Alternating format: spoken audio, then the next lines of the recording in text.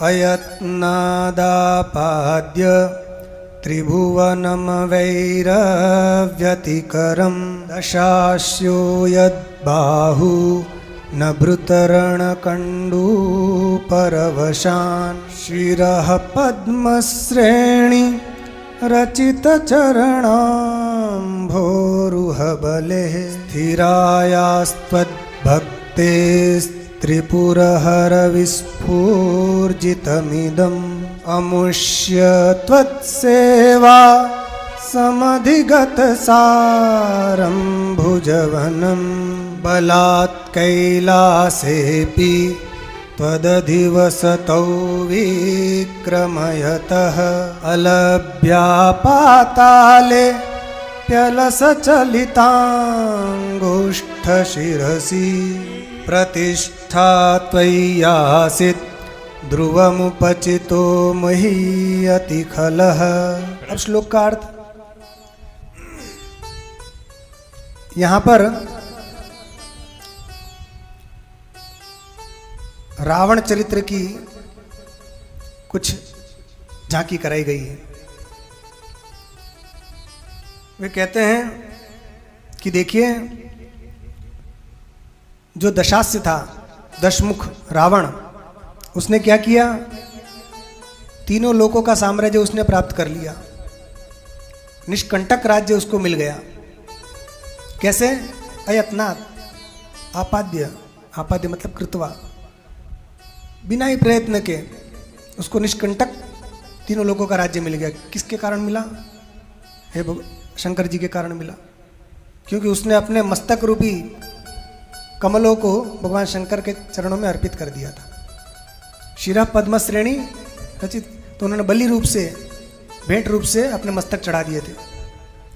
उसका फल ये हुआ कि उसको अखंड राज्य मिला। हे महादेव, ये आपके प्रति उसकी जो अखंड श्रद्धा थी, स्थिर भक्ति थी, उसी का ये फल है कि उसको इतना बड़ा साम्राज्य मिला।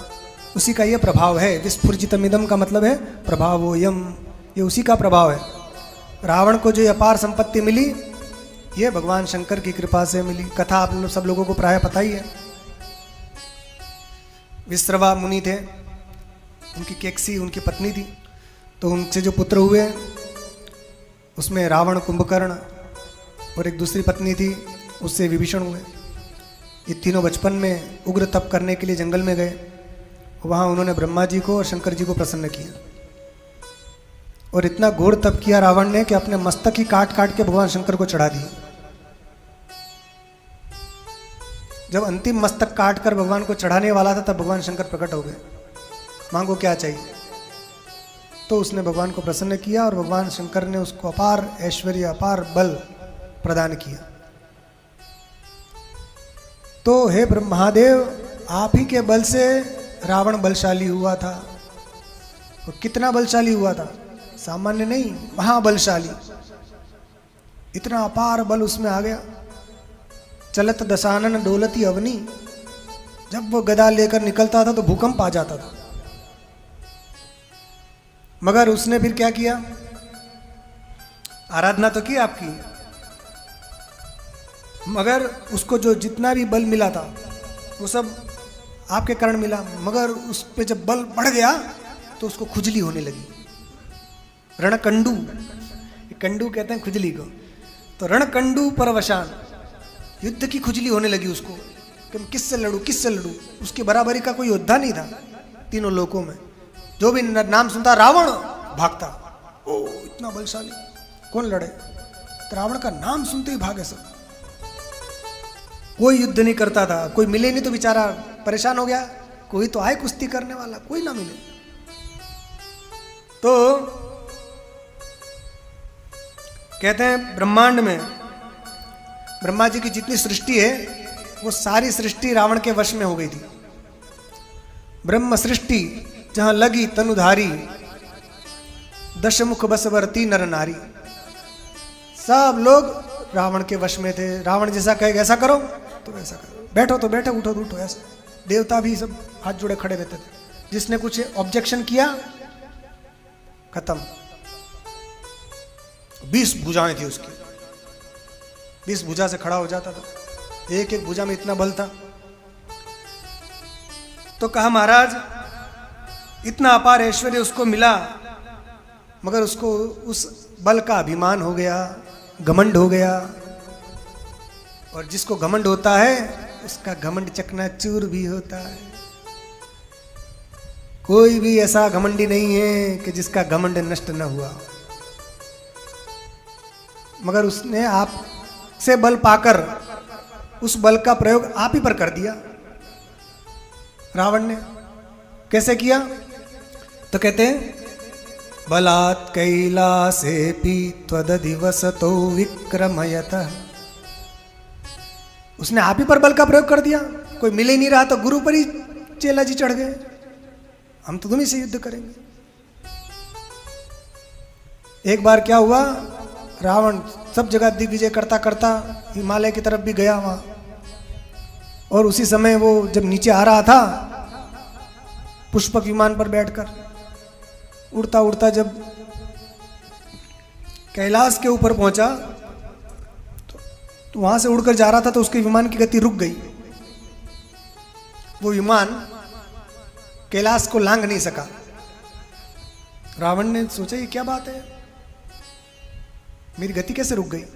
तो पता चला कि कैलाश है, इसके ऊपर से कोई नहीं जा सकता, लांघ कर नहीं जा सकता, साइड से चले जाओ अगल बगल से, ये कैलाश का प्रभाव है।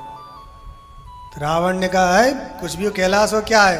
रावण एक बार जिस रास्ते पर चल पड़ा उसी से निकलता है। सामने से लोग हटते हैं, रावण नहीं हटता। तो उसने कहा अरे भैया ये शंकर जी का स्थान है, शंकर जी यहां पार्वती सहित निवास करते हैं। कौन शंकर? मैं नहीं मानता किसी को। अब जो घमंडी लोग जो होते हैं वो ऐसे हो जाते हैं, सब जानता है कौन शंकर जी हैं, उन्हीं को मस्तक चढ़ा कर आया, उन्हीं से बल प्राप्त किया, फिर भी क्या है बल आ गया, पद मिल जाता। कई लोगों को पहचानते नहीं, फिर कौन हो आप? पहले जो हाथ जोड़कर घूमते रहते हैं आगे पीछे, बड़े पद पर पहुंच गए, फिर पहुंचे कि भैया पहचाना? कौन है, कहाँ से? नहीं नहीं पहचाना। पहचाने के फिर भी कहते हैं कि नहीं पहचाना। ये अभिमानी लोगों का ये स्वभाव रहता है। रावण जैसा महाअभिमान, इसका जैसा अभिमानी कोई नहीं। चला जगत विदित महाअभिमानी। और इसने कहा नहीं, रावण तो यहीं से जाएगा कैलाश से के ऊपर से। तो बताया नंदीश्वर आगे कि नहीं देखो यहाँ से नहीं निकल सकते, सब बगल से चले जाओगे। नहीं जाऊंगा तो यहीं से जाऊंगा। कहा यहाँ यदि कैलाश नहीं होता तो तुम यहाँ से जा सकते थे। अच्छा ठीक है, यही सही, क्या कैलाश को उठाकर बगल में रख दूंगा, जाऊंगा तो यहीं से। हमें क्या बात कर रहे हो, कैलाश को आज तक किसी ने हिला नहीं पाया, तुम उठा लोगे? अरे उठाएं क्या, हटो। पहले तो नंदीश्वर से भी उनका झगड़ा हो गया थोड़ा सा, तो उनका मुख वानर जैसा था, उनका हास्य किया रावण ने, हंसी उड़ाई। नंदी ने भी शाप दे दिया कि जा तू मेरी हंसी उड़ा रहा है तो वानर ही तेरा सर्वनाश करने में कारण बनेंगे। अब फिर रावण तो कछु भी शाप लगे कुछ भी लगे तो कहाँ, जो होना होगा देखा जाएगा। चला और कैलाश को उठाने लगा, अपनी 20 भुजाएं प्रकट कर ली। ऐसे नॉर्मली तो दो ही भुजा से रहता था, एक ही माथे से। जब सोना हो तो ना करवट कैसे बदले, फिर सोएगा कैसे, बड़ी समस्या हो जाए। तो नॉर्मली एक ही मस्तक और 2 ही हाथ से रहता था। मगर जब युद्ध के मैदान में जाता था तो जैसा प्रकट किया, धड़ धड़ धड़ उसके हाथ भुजाएं सब प्रकट हो जाती थी।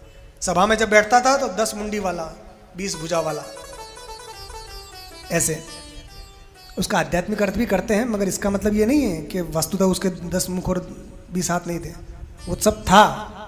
मगर उसका आध्यात्मिक अर्थ जब बात करते हैं तो फिर वो अभिमान का एक प्रतीक लेते हैं, वो भी ठीक है प्रसंगानुसार। तो रावण ने उठा लिया कैलाश को, जैसे उठाने लगा कैलाश में दूर सब। ऊपर शंकर जी बैठे थे, पार्वती जी बगल में बैठी थी। पार्वती जी शंकर जी से चिपक गई। अरे प्रभु ये क्या हो रहा है, क्या ये भूकंप कहां से आ गया? सब शिवगण चकित हो गए, ये क्या हो रहा है, क्या हो रहा है?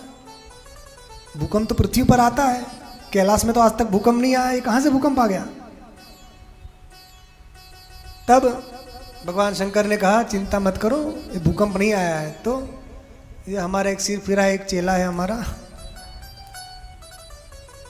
हमारा एक भक्त है सिर फिरा बड़ा। कौन? रावण। रावण नाम नहीं था उसका, दशमुख, दशग्रीव। ये दशग्रीव मेरा भक्त है, इसलिए इसके अपराध क्षमा करता रहा हूँ। नहीं माँ, पार्वती जी अड़ गई। ऐसा कोई थोड़ी करेगा, घर पर जब बनाती है तो फिर हमारे घर को हिला दिया इसने। आपका भक्त हो तो ठीक है, उसको थोड़ा लिमिट में रहना चाहिए, आप उनको शिक्षा दीजिए प्रभु। जहाँ बार बार जब पार्वती जी ने कहा तो शंकर जी का ठीक है कि उसको अपने बल का अभिमान हो गया है। तो शंकर जी ऐसे बैठे थे तो अपना पैर एक नीचे किया उन्होंने और पैर के अंगूठे से जरा सा कैलाश को दबाया। जैसे ही दबाया तो रावण जो कैलाश को उठा रहा था वो उसकी 20 भुजाएं कैलाश के नीचे दब गई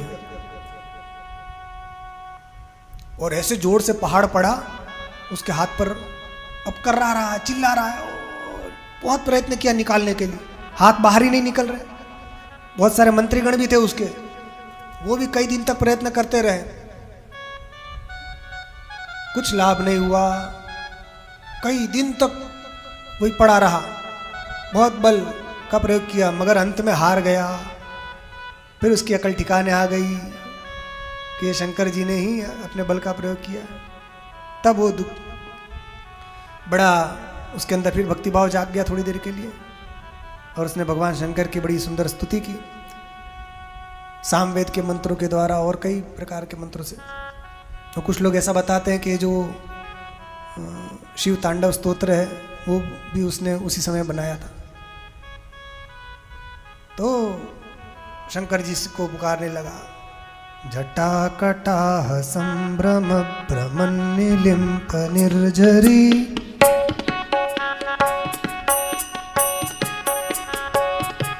जटाकटाह संभ्रम भ्रमन्निलिम्प निर्झरी।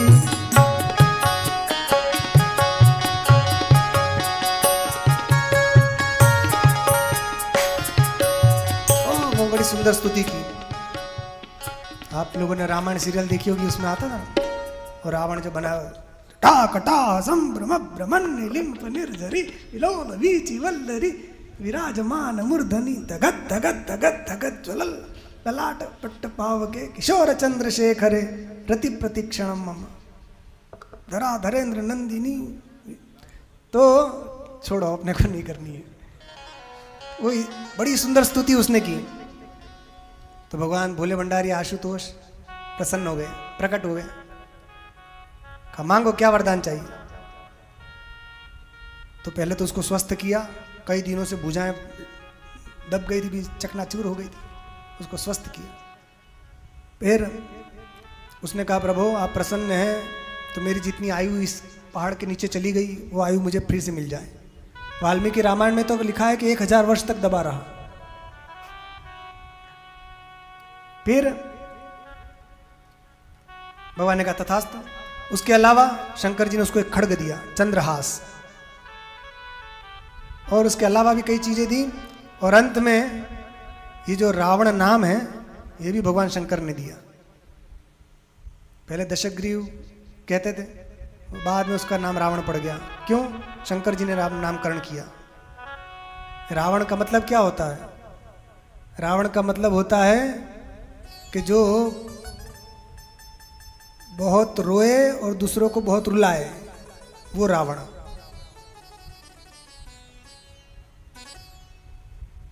तो यद्वा रावच्च रावण, क्योंकि रावण बहुत रोया। जब पहाड़ के नीचे दब गया, कैलाश के नीचे, तो खूब रोया। पहले बल भी लगाया और इतना रुदन किया, इतना जोर से बोला कि उसके रुदन से तीनों लोकों में सब लोग कांप गए। तो जो खुद रोए और दूसरों को रुलाए वो रावण है। तो जो खुद रोया और सबको रुलाया, इसलिए भगवान शंकर ने उसका नाम रख दिया रावण। अब फिर उसको वरदान भी दिया और फिर वो अपने स्थान पर आ गया। तो यहां पर वे कहते हैं कि उसको पाताल में भी स्थान नहीं मिला, वो दब गया। तो इससे पता चलता है कि आपके अंदर कितना बल है। आपके अंगूठे में जितना बल है उतना उसने भुजाओं में बल नहीं था। हे प्रभु प्रतिष्ठा तैया से ध्रुवमुपचितो मुह्यति खला। सही कहा है कि बड़े किसी व्यक्ति को बड़ी प्रतिष्ठा मिल जाती है, बड़ा पद मिल जाता है, तो फिर उसको अभिमान हो जाता है और वो मोहित हो जाता है और फिर अंत में उसका नाश भी होता है। इसलिए इस कथा से हमको क्या शिक्षा मिलती है कि हमको घमंड नहीं करना चाहिए। बोलो शंकर भगवान की जय।